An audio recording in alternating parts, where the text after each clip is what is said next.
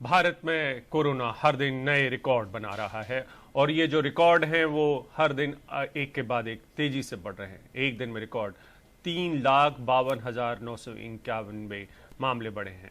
तकरीबन 3 लाख केस इस तरीके से दर्ज हो रहे थे जो अब 3.5 लाख से ज्यादा हो चुके हैं। आप अंदाजा इन तस्वीरों में लगा सकते हैं। वहीं मौत का ग्राफ भी आज फिर ऊपर है। ये बड़ा दुखद है। हम सब अपने स्वजनों को, अपने जानने वालों को, अपने पहचान वालों को खो रहे हैं। 24 घंटे में रिकॉर्ड 2,812 कोरोना मरीजों की मौत हुई है। देश में कोरोना के एक्टिव मामले 28,13,000 के पार हो गए।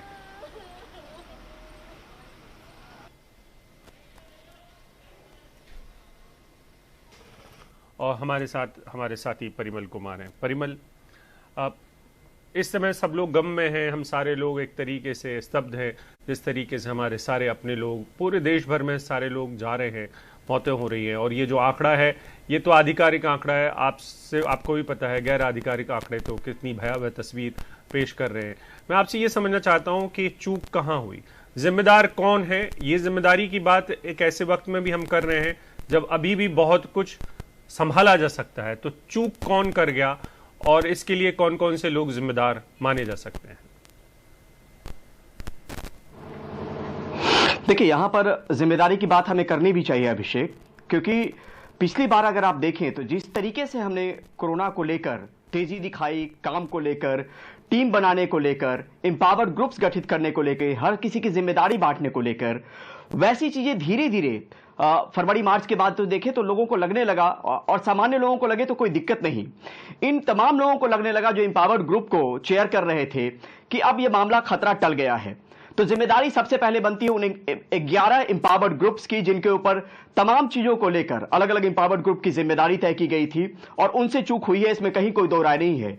जो गलत होता है वो कभी नहीं मानता है कि गलती हमसे हुई है, लेकिन जो साक्ष्य हमारे सामने में है उसके आधार पर हमें यह बात जरूर बताना चाहिए कि चूक हुई है और इसमें कहीं कोई दो राय नहीं है। अगर 30,000 31,000 लोग एक महीने में मर जाएं तो आप सोचिए किस तरह की भयावह स्थिति है, और इसके बावजूद कोई संवेदना नहीं प्रकट की जाती। कभी यह नहीं कहा जाता, यहां पे आंकड़ों के हवाले से ऐसी चीजें बताई जाती जैसे अभी भी सब कुछ गुडी गुडी हो रहा हो। और यहां पर यह भी समझना पड़ेगा कि अब तक भारत सरकार ने कम्युनिटी ट्रांसमिशन नहीं माना है, लेकिन जानकार यह बताते हैं कि जब आप कॉन्टैक्ट ट्रेस नहीं कर पाए तो उसको कम्युनिटी ट्रांसमिशन मान लेना चाहिए और फिर उस दिशा में कदम बढ़ाने की जरूरत है। तो अभी तक इन्होंने, जब लाखों मामले आ रहे हैं तो आप कॉन्टैक्ट ट्रेसिंग नहीं कर सकते, इतने मैन पावर आपके पास नहीं है, यह सीधे तौर पे बात साबित है पहले से ही, और अभी तक कम्युनिटी ट्रांसमिशन नहीं माना गया है। तो अब आप सोचिए कि जिस फरवरी में 3.5 लाख मामले, कुल मामले आए, अब रोज दिन 3.5 लाख मामले आ रहे हैं, तो जिम्मेदारी तो बनती है। आपने पिछली लहर में ऐसा कुछ नहीं देखा होगा जब हमारे किसी करीब के किसी की मौत हुई हो। अब किसी भी चावल के दाने की तरह किसी भी परिवार को उठा लीजिए, किसी शख्स को उठा लीजिए, वो बता देगा कि उसका कोई दोस्त गुजरा है, उसका कोई रिश्तेदार गुजरा है, उसका कोई जानने वाला गुजरा है, उसकी गली में कोई गुजरा है। तो ये मातम का मंजर है, तब भी इसके बावजूद इतनी देरी क्यों हुई? और ये सवाल हम आज इसलिए उठा रहे हैं क्योंकि अब जो केंद्रीय स्वास्थ्य सचिव है राजेश भूषण, उन्होंने राज्यों को लिखा है कि 10% पॉजिटिविटी रेट वाले जो जिले हैं उनके राज्यों में, वहां पे कदम उठाने जरूरी है, वहां पे जरूरी कदम उठाएं। तो क्या 15 मार्च से आप लोग सोए हुए थे जब आंकड़े लगातार बढ़ रहे थे? तब आपको इस तरीके के नीतिगत फैसले नहीं लेने चाहिए थे। आज उस वक्त जब आप फैसले ले रहे हैं, जब इतने मामले आ रहे हैं रोजाना, तो यहां पर सीधे तौर पर जो अधिकारी हैं, जो एम्पावर्ड ग्रुप्स के लोग हैं, वो तमाम लोग जिम्मेदार हैं। और यहां पर आप देख रहे हैं कि वो जिंदगियां सिसक सिसक कर दम तोड़ रही हैं, जिनको इलाज नहीं मिल रहा है। वेंटिलेटर की चर्चा हमने पिछले साल देखी कि फना फना फना कंपनी वेंटिलेटर बना रही, वो वेंटिलेटर कहां है? उस हॉस्पिटल इंफ्रास्ट्रक्चर को मजबूत क्यों नहीं किया गया?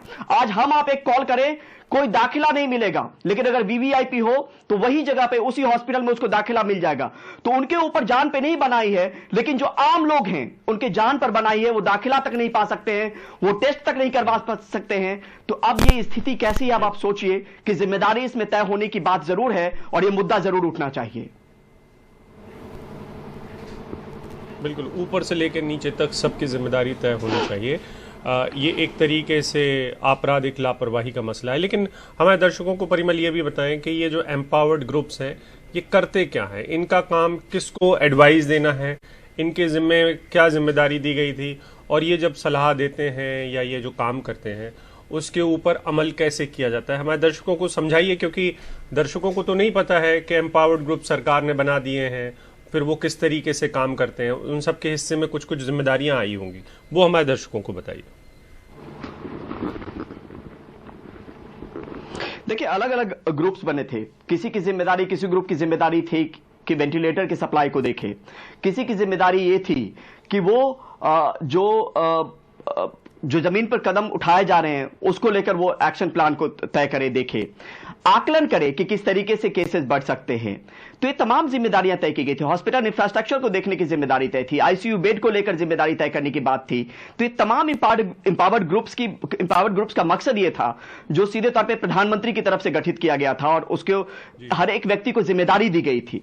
और इस जिम्मेदारी को निभाने में चूक हुई है, क्योंकि अगर हम आप देखें अभिषेक, जो ग्रुप ऑफ मिनिस्टर्स की मीटिंग को लेकर चर्चा होती है, आप फरवरी में जाइए, जनवरी में जाइए, उसका रेशियो, आपका रफ्तार घट जाएगा कि वो मीटिंग नहीं होने लगी। यानी इनमें चूक ये हो गई कि अनुमान नहीं लगा पाए कि इस तरीके से मामले आएंगे।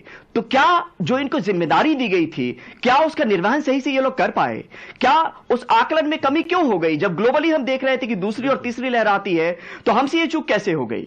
इंडियन म्यूटेंट की बात हो रही है, जो डबल म्यूटेशन की बात हो रही है जिस वायरस को लेकर, दिसंबर में इनको जानकारी मिली, लेकिन उस पर बैठे रहे। ये पुख्ते तौर पे कहा गया कि दिसंबर में उनको जानकारी मिली, लेकिन उसको लेकर कदम नहीं उठाया गया। अब देखिए महाराष्ट्र की स्थिति देखिए, दिल्ली की स्थिति देखिए, डबल म्यूटेंट किस तरीके से असर कर रहा है वहां पर। तो ये तमाम चीजों को देखने की बात थी, कंटेनमेंट जोन से लेकर तमाम तरह की चीजें। अब वो सब बेमानी साबित हो रही है, क्योंकि अब कम्युनिटी ट्रांसमिशन जैसी बात है और इसको पुख्ते तौर पर अधिकारी मानते हैं, लेकिन कैमरे के सामने कोई नहीं मानेगा। नहीं, वो उससे फर्क नहीं पड़ता परिमल की रिकॉर्ड पे माने या ना माने। हम सबको पता है कि ये जो रिकॉर्ड हम इस समय हर दिन दिखाते हैं, जिसमें कम्युनिटी ट्रांसमिशन की बात तो हम नहीं करते हैं, लेकिन जो मौतों के आंकड़े हैं ये कई गुना ज्यादा है, जो पॉजिटिविटी रेट का मामला है वो भी झूठा है, ये हम सबको पता है। लेकिन हम सरकारों के दिए, हमारे पास कोई इंडिपेंडेंट मैकेनिज्म नहीं होता है, हम कोई स्वतंत्र तरीके से कोई भी सर्वे नहीं कर सकते हैं। मैं आपसे ये समझना चाहता हूँ परिमल कि ये जो ग्रुप्स हैं, जो एम्पावर्ड ग्रुप्स थे, इनके ऊपर भी तो कोई वॉच डॉग होगा, इनकी जिम्मेदारियों को बार बार बीच में चेक करने का काम भी तो किसी का होगा। वो लोग क्या कर रहे थे? देखिए, चूक हर स्तर पे हुई है अभिषेक। जैसा मैंने कहा कि प्रधानमंत्री के कार्यालय के जरिए ये एम्पावर्ड ग्रुप गठित हुए थे। जो भी लोग हैं वो बहुत ऊंचे ओहदे के लोग हैं, जिनको चेयरमैन बनाया गया, जो अलग अलग जगह पे सेक्रेटरी के लेवल पे पोस्ट पे थे, या फिर वीके पॉल हैं जो नीति आयोग के सदस्य हैं। तो ऐसे लोगों को इनकी जिम्मेदारी दी गई। लेकिन एक आंकड़ा साझा करना बहुत जरूरी है, क्योंकि हम चीजों को उठाते हैं तो उससे पर्सपेक्टिव बहुत क्लियर होता है। दिल्ली में एक सेवा दल ग्रुप है जो लोगों को शमशान पहुंचाने का काम करता है फ्री ऑफ कॉस्ट। उन्होंने ये बताया कि कई लाशें ऐसे उठा रहे हैं वो, जो सीधे घरों से शमशान घाट पे पहुंच रही हैं, और जो लोग क्वारंटीन में थे। अब आप बताइए कि ये आंकड़े में कहां दर्ज होंगे? ये हॉस्पिटल के आंकड़े में दर्ज नहीं होंगे, जो रोजाना आंकड़े होते हैं उसमें दर्ज नहीं होंगे। लोग बीमार हैं, अपने घर में हैं, उनको ऑक्सीजन सिलेंडर नहीं मिल पाया, उन्होंने दम तोड़ दिया। अब इसकी जिम्मेदारी कौन लेगा? ये आंकड़े आप सही कह रहे हैं कि आंकड़े जो सामने में निकल कर आ रहे हैं, हम सिर्फ अगर उसको सिर्फ कोट कर लें तो स्थिति भयावह है। वो लोग जो घरों में मर रहे हैं, दम तोड़ रहे हैं, जिनको इलाज नहीं मिल पा रहा है, अगर उनकी चिताएं जल रही हैं कोरोना की वजह से, शमशान घाट में या अंतिम संस्कार हो रहा है, तो वो आंकड़े में कहां दर्ज होंगे? और क्या इस चीज को लेकर क्या सवाल नहीं उठने चाहिए? ये जरूर है कि ऐसे करके आंकड़े हमारे लिए जुटाना बहुत मुश्किल है कि हम कैसे जुटाएंगे, इसलिए सरकारी आंकड़ों के हवाले से हम हमेशा दलील देते हैं कि किस तरह के आंकड़े आए रोजाना। लेकिन यह भी चिंता और चुनौती का विषय है कि उन आंकड़ों को भी देखना चाहिए कि किस तरीके से आंकड़े लगातार बढ़ रहे हैं। सिर्फ सरकारी आंकड़ों की बात नहीं है, जो आंकड़े अलग अलग जगहों से रिपोर्ट हो रहे हैं, जो शमशान घाट में जो शव पहुंच रहे हैं, जिनकी मौत हो रही है, तो यह भी देखना बहुत जरूरी है। तो जिम्मेदारी अब तय करने का वक्त है। जिम्मेदारी तय होनी चाहिए और निश्चित तौर पे होनी चाहिए। 10-15 मौत अगर किसी एक्सीडेंट में हो जाए तो उसको हम भयावह मानते हैं। यहां पे इतनी सारी जानें गई हैं, अगर ये पहली वेव में हो गई होती तो हमारी तैयारी शून्य होती। लेकिन हमने तैयारी की, हमसे चूक हुई, और चूक के बाद ये मंजर हमारे सामने में है। तो ये जिम्मेदारी बिल्कुल निश्चित तौर पे ये तय होनी चाहिए कि इतनी लेट से हम देरी से क्यों जागे हैं, और इस तरीके से हमसे कोताही हुई है उसको एडमिट करना चाहिए, कन्फेस करना चाहिए। इसका कोई हल नहीं निकलेगा, लेकिन पता चलना चाहिए कि आप अपनी बातों को लेकर कितने साफगोई से बातों को रखते हैं और कितने सजग हैं कि आपसे चूक हुई है तो आप मानने के लिए तैयार हैं।